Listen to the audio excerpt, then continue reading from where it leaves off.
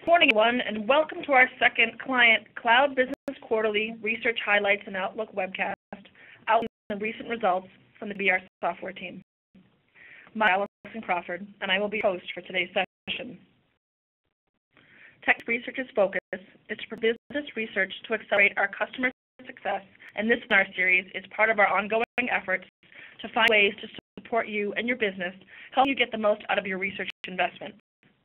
As our practice at TBR continues to grow, we will connect our readers with our analysts every quarter. Through TBR and our analysts will rate our company-centric research to overall cloud trends to add additional opinions and insight into the quarter's performance.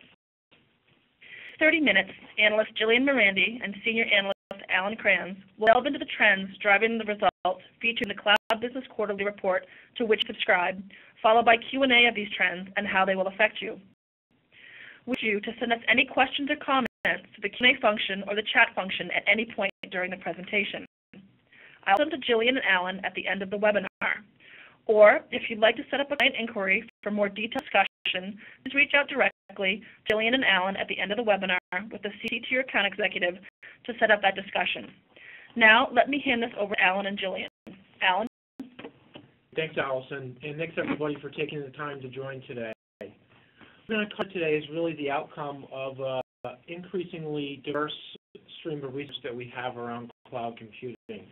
We're covering cloud from a customer standpoint and from an ad hoc vendor standpoint for more than 5 years now. And just over the past year, we thought the market had reached the point in terms of customer maturity, vendor strategy, that we went ahead and initiated the same type of research views we've done for more than 15 years on other segments of the IT industry, focusing in on cloud itself.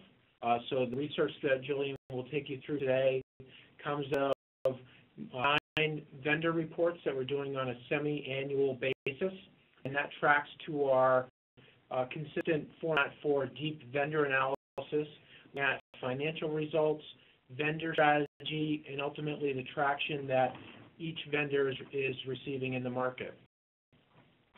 The quarter, we're combining that deep vendor view around the 9 companies that we're currently covering into a market landscape of more than 37 vendors in order to identify within the broad set of business and company strategies occurring within a certain quarter, what are the commonalities, what are the key themes, and how that's resonating with customers. And going forward, what we think that means in terms of predicting financial results, and ultimately the performance will be in the market over the longer-term view. So that model going forward, we'll be highlighting the key trends and themes that came out during 1Q12. Jillian will walk you through some of the views that we have in our market landscape and through the deep vendor reports that we're writing on a quarterly basis. With that, hand it off to Jillian. And thank you all again for joining our discussion. Through our top-down and bottoms-up research, TBR has found that the major market trend in 1Q12 is that they are expanding and differentiating their portfolios and go-to-market to enter and stay relevant in the quickly growing, and proven cloud market. In this presentation, we'll explore this trend as evidenced by 3 major findings. Number 1. Cloud-proven business, as shown by sustained high growth from pure-play vendors and by traditional software, hardware, hosting, services, and telco vendors adapting and adding cloud. The model is utterly disrupting the traditional license and maintenance model. 2. To more quickly enter the cloud market and not be left behind, traditional vendors are leveraging acquisitions, especially around the cloud-enabled social enterprise. And lastly, averting go-to-market strategy changes, an increasing number of vendors are supporting open-source platforms driven by demand for customizable applications. Now, we'll dive deeper into point 1, that cloud is a proven business model. But first, let me orient you to the graph found in our public cloud market landscape. represents corporate year-to-year revenue growth. This represents public cloud year revenue growth. The buzz indicates public cloud revenue, or so the volume of revenue. And the 45-degree line represents where corporate growth equals public cloud growth. So the closer the bubble is to the line, the closer the company is to a pure play. It shows that pure play cloud vendors have maintained high growth in both the revenue and customer acquisition, that businesses can be built around cloud, and that vast majority of traditional IT and services vendors are getting into the space as quick as they can. Strong organic pure play performance can be seen in the vendors circled in the upper right of the graph. These are both cloud and corporate growth leaders and include Box, Workday, ServiceNow, and GoGrid. A little bit more about what these vendors have been up to in the past quarter. Storage vendor Box is using its VC funding to drive its simple cloud storage platform to a collaborative enterprise offering, including social and mobile capabilities. The company released its enterprise storage platform and OneCloud, which it dubbed the first mobile cloud for the enterprise. Currently, over 82% of the Fortune 500 uses Box, which reiterates that the cloud model is proven and that there's real demand in the enterprise. And ServiceNow, Workday is a pure play vendor that focused on a single workload, human resource management, and expanding into various markets, including financial management and procurement. Workday, founded by ex-PeopleSoft CEO David Duffield and former chief strategist Anil Bhusri, is taking share from traditional HRM vendors Oracle and SAP. We think Workday's success has really pushed Oracle and SAP to acquire competing vendors to expand their own cloud portfolios and keep customer loyal. So a lot of their customers have gone over to Workday and want to put a stop to that. Vendors that are circled in the upper left of the graph, such as SAP, Time Warner Cable, CA, and Dell, are using acquisitions to quickly enter the market to increase cloud capabilities to customer bases and really to leverage cloud business model experience. We think that these vendors will face headwinds in organic cloud growth, as the cloud business model, in essence, is cannibalizing their traditional license and maintenance models, along with traditional vendors having trouble re-engineering their sales teams and implementing compensation strategies to sell subscriptions.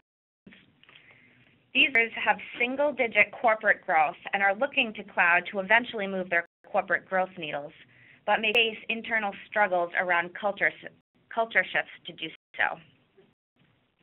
Lastly, although on web services is the clear infrastructure as a service winner today, we believe that vendors such as HP, Fujitsu, Dell, and IBM are really on track to challenge Amazon Web Services in this space and will begin winning more share in coming quarters.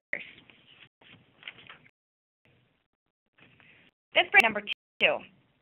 Vendors using acquisitions to quickly enter the cloud market and once there, to expand into the social enterprise space. To orient you to this slide, the slides on the left page are from vendor reports and from our public cloud market landscape, go deep into acquisition strategies and implications. In the recently published landscape report, we covered 20 acquisitions across the 37 companies covered. Public cloud acquisitions not only focus on expanding vendors' cloud capabilities, but are revolved around adding cloud-enabled social capabilities. Salesforce, Oracle, SAP, Citrix, and more recently Microsoft are vendors that have acquired social companies, and TBR believes other vendors, especially traditional software space, will continue the trend. One thing in 1Q12 is that social HRM has been a big focus for traditional vendors, Oracle and SAP, as well as pure play Salesforce. SAP were a bit late getting into to the cloud and watched Salesforce steal CRM market share from them.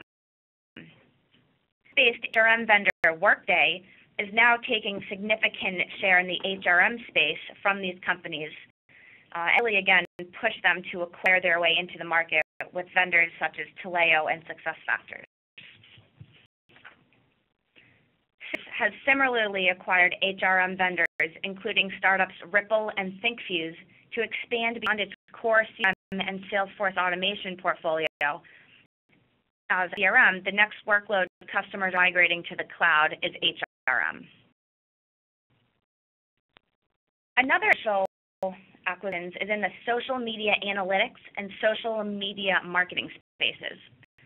Sales recently acquired Buddy Media to enhance its Radian6 marketing cloud, and Oracle recently acquired Virtue and Collective Intellect to assemble its social media savvy Oracle cloud. So are becoming critical components of the social enterprise. Coverage of social media platforms continues to increase and therefore expands the places vendors must look for market intelligence. Vendors are finding value in adding insights from Facebook, Twitter, LinkedIn, and other social sites to market intelligence efforts, allowing them to really align products and marketing campaigns direct to what customers are talking about. The third point, the use of open source. A significant portion of the cloud market is shifting away from proprietary vendors and toward open source projects such as OpenStack, Cloud Foundry, and Stitch's Cloud Stack. Clearly an easy in, easy out model, but one that does need standards. So Open fits well into this model by providing standards which ensures interoperability. Based on open source technology are increasingly successful in the IT market, and particularly within the cloud landscape. Vendor Red Hat, which recently became the first open source company to break $1 billion in revenue, are proof companies can survive and even thrive in a business model that embraces co-opetition instead of avoiding it. While it has been significantly influenced by vendors utilizing proprietary cloud technology, I believe that as customers adopt open source technologies, they will be competition for these proprietary vendors such as market leaders Amazon, Microsoft, and Salesforce.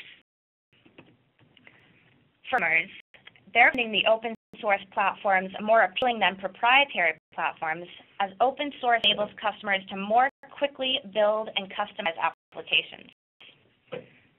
Open platforms also protect customers against customer lock-in, which is another positive aspect of the cloud business model. Open source helps level the playing field within cloud, as vendors without cloud platforms can join the alliance and more quickly generate applications to combine with various solutions and services. As both large and small join these open source alliances, customer vendors will benefit from a larger portfolio of code to incorporate to their cloud solutions. Again, slides on this page are from our vendor reports and public cloud market landscape and highlight deep dives into the market, into performance, and how specific companies are leveraging open source.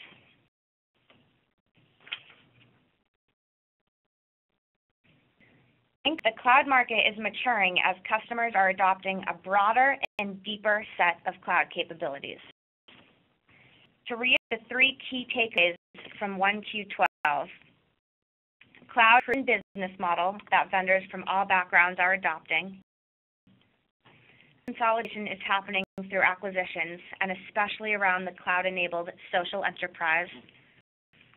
And source platforms are attracting vendors and customers away from proprietary vendors and will win in the long run. Alan, any? Great. Yeah, so I think the great overview that Jillian took us through from some of the research topics that came out of our cloud market landscape. What I wanted to do is expand on each of them a little bit and pull in some of the other research that we've been doing in cloud to provide additional perspective around the three key points that we walked through. So with number one, when we look at cloud as a proven business model, Once we've been covering the space, we've seen this evolution of the market as it, started very early on with a tremendous amount of marketing, a couple technology tools, a lot of which didn't really integrate or have a broad impact in terms of delivering functionality in the customer base. We've seen just a tremendous evolution and a building upon that base particularly over the last 2 years, with a lot more technology coming to fruition. When we say a proven business model, first from a technology standpoint, we see not only tremendous offerings from pure plays. We've seen the larger vendors like Microsoft really get their portfolio developed and in line, and that's something that took a lot of time. You see vendors like Oracle now really coming in with offerings in the market that have been in the incubator for quite some time now. So offering standpoint, tremendous amount of options there for customers, and I think what you're seeing is more intelligent use from the end customer in terms of selecting the different technologies that are available. And so it's shifting beyond just a trial-based usage of cloud, getting more toward intelligent application of the right technology to fit their business need. Rather than just getting started with it, they're really picking and choosing from vendors, from delivery technologies that map back to what their requirements are. Aspect when we look at cloud as a proven business model, this focuses more on the larger vendors, but you are seeing with those offerings coming forth from vendors like Microsoft and Oracle, the ability to deliver a hybrid approach that leverages their traditional on-premise capabilities, pull in the cloud functionality that delivers the right touch, the right delivery mechanism based on the customer requirements and what they're looking to achieve with this of that technology. Of cloud as a proven business model is looking at the ability for partners to have a value proposition and build a business around the delivery of cloud solutions. Because we saw primary direct model. You look at the leaders in the space for quite some time, vendors like Amazon and Salesforce.com. Not a partner presence, not a partner opportunity to come in and build a business around those core cloud offerings. What I think you're starting to see is the change as there's more opportunity to come in and develop, to deliver, to help customers get to that point where they're using intelligent processes to match the right cloud solutions given their requirements, and that partners are a good delivery mechanism in order to do that.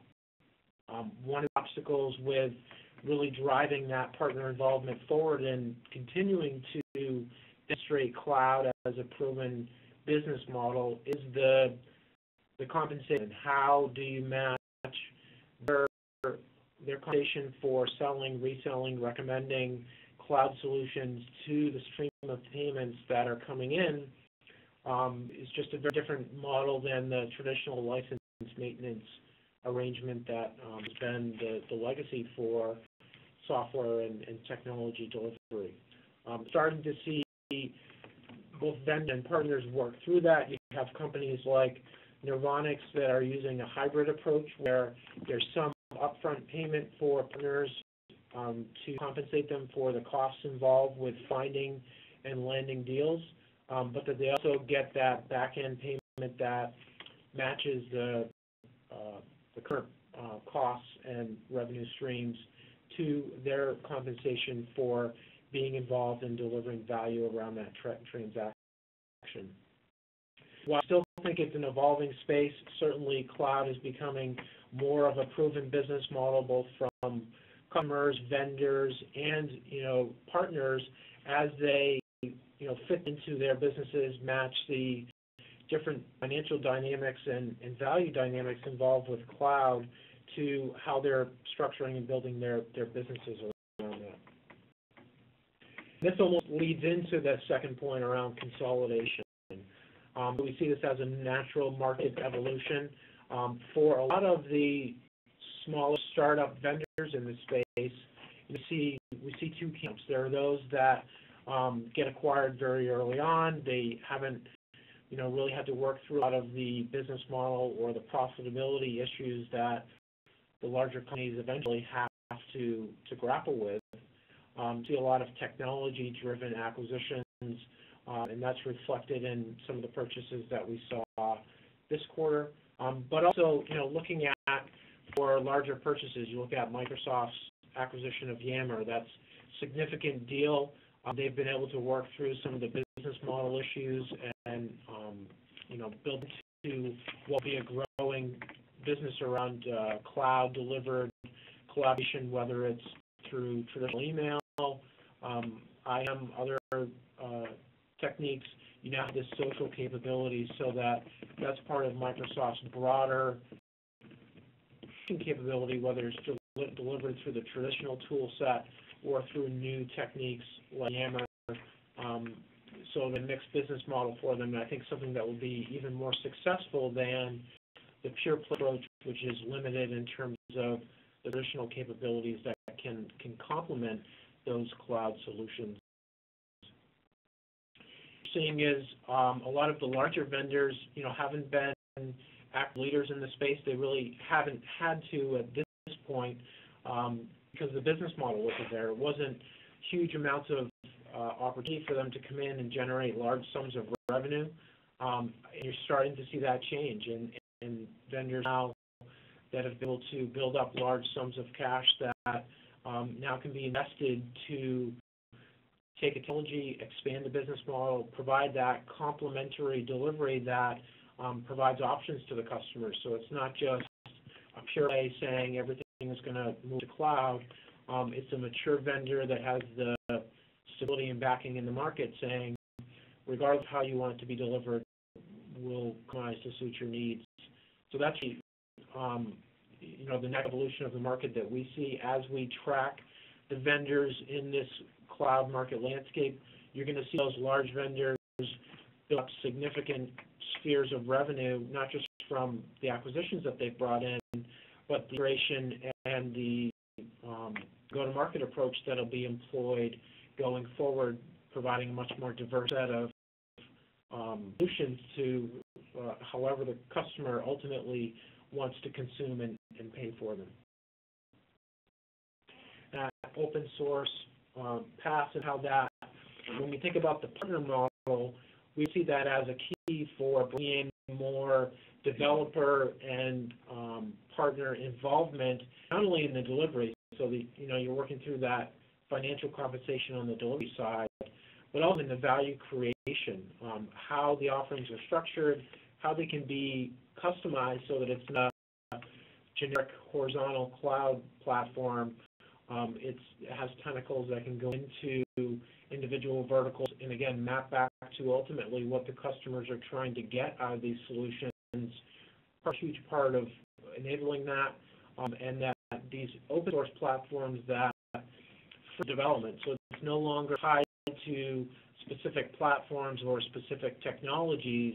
There are standards that can make it much more attractive for partners to come in and develop on top of cloud solutions in a way that is transportable and fluid across different technologies. It makes the business model for them areas that the business model just opens up. All of a sudden, instead of being tied to the Salesforce platform, the Microsoft platform, there are capabilities to cross platforms, leverage investment in a much more viable business model. This is an area where we talk about acquisitions, but we see these joint partnerships. You look at Atos, EMC, VMware coming together with Canopy to provide that open standards, open source development platform, focused on the EMEA market, but one that provides that business model for partners to come in and capture a lot more opportunity with the same level of investment they may have had to put in to some of the prepared development platforms. Seems that, we're hearing from customers, we're looking at from a vendor view with some of our other custom research activities that have been going on through the quarter. So one by those, and the next slide that we wanted to cover, gets exactly at that. So what we've gone through today looks at the public cloud research stream that we have, the vendor reports, the client landscape, all great deliverables to understand the strategy, financial performance, and activity that's happening within that space on a quarterly basis. But I think now more than ever, it's not just about happening in public cloud, because what we're seeing is customers, as they get more intelligent about matching the technology to their requirements, it's not just going to be public cloud deployments. I don't think anybody truly believes that public cloud is going to homogenize the way that IT is delivered. It will be a mixture. There will be different delivery methods that fit certain workloads. So we're fitting that within private cloud is an area that we see a lot of customer interest in. As they've kind of looked at public cloud, they're getting more comfortable with what the right fit is for their workloads in that space, but wanting to extend on that, look at private cloud capabilities that deliver a lot of the same benefits, but does it in a way that is much more customized for them, that they have a lot more control in terms of access to data, protection, delivery. They can meet strict SLA and compliance requirements with that model. So looking at a lot more interest picking up on the private cloud side, and the logical evolution of that is hybrid. So leveraging the best of public cloud where it fits, using private cloud where it fits, and developing a hybrid approach that bridges the gap between the benefits and trade-offs for those two different delivery technologies. So that's an area we're launching a study in right now and see a lot of interest in going forward, so look for more to come there.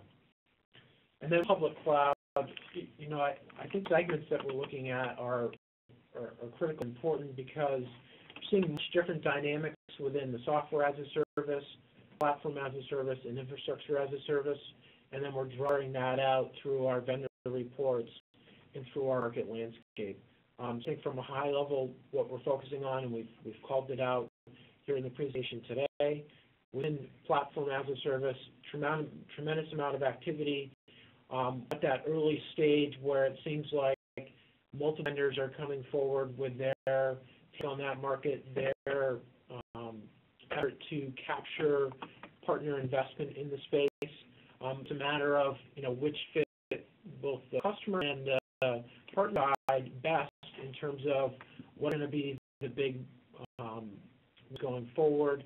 Right now, a lot of activity in the market, and I think you'll see that becoming clearer going forward in terms of what the standards are going to be, who's really going to develop a lot of scale in terms of garnering partner investment around their cloud platform as a service. So with that, back it over to Allison to close it out and open it up for questions. Thanks, Alan. We actually did have one question that came in around Microsoft's acquisition of Yammer, so I think that you covered that pretty well. This question we had that came in was, you mentioned CRM and HRM as workloads customers are moving into the cloud. What are the other workloads or aspects of the IT environment customers are shifting into the cloud? This gets at that dichotomy between what is cloud. So for public cloud, we've seen a lot of interest around development and test as something that makes a whole lot of sense in terms of being able to scale that up, scale it down, have the scalability benefits of cloud in a way that doesn't require ongoing investment in physical infrastructure. So that's one. And then really any public-facing portals or websites are something that we've seen as part of that emerging standard for as customers make decisions about what makes sense in terms of cloud delivery.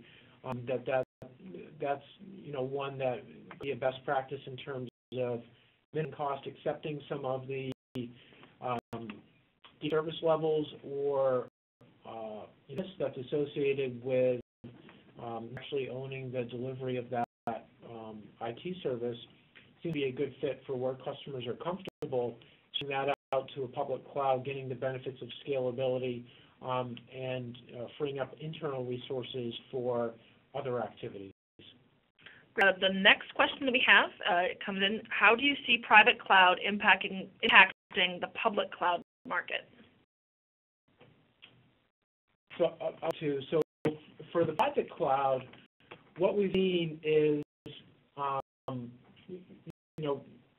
integration for some of the larger customers that we work with that are interested in cloud. They've been trialing some services, moving some workloads to the public cloud, and that centers on some of the areas that we covered around development, test, websites, CRM.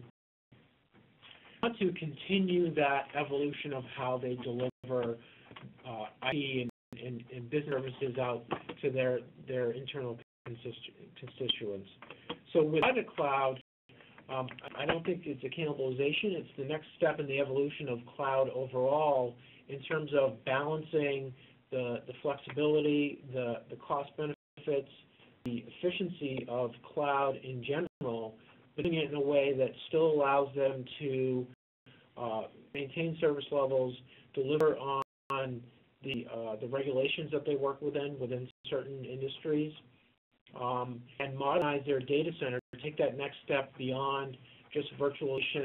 As I top out around 95%, we see clients wanting to take that next step, look for the next modern delivery capability, and private cloud is a big part of that.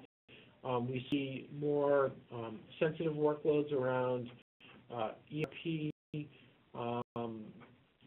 anything governed by compliance. Those are the areas that we see customers investing in private cloud in order to deliver all those cloud benefits, but do it in a way that doesn't impact their compliance or service levels to the business. Great. So I want to thank Alan and Jillian for your time today, and thanks everyone for sending in your questions. You can follow both Alan and Jillian on their Twitter handles here for more breaking information and timely research that we're working on throughout the quarter. We really enjoyed our interaction today and look forward to continuing the conversation throughout the next month. We're the chat function open for another few minutes in case anyone has any last-minute questions or would like to set up an appointment to talk to either of the analysts about the things that we've covered today. And we look forward to talking with you guys again next quarter.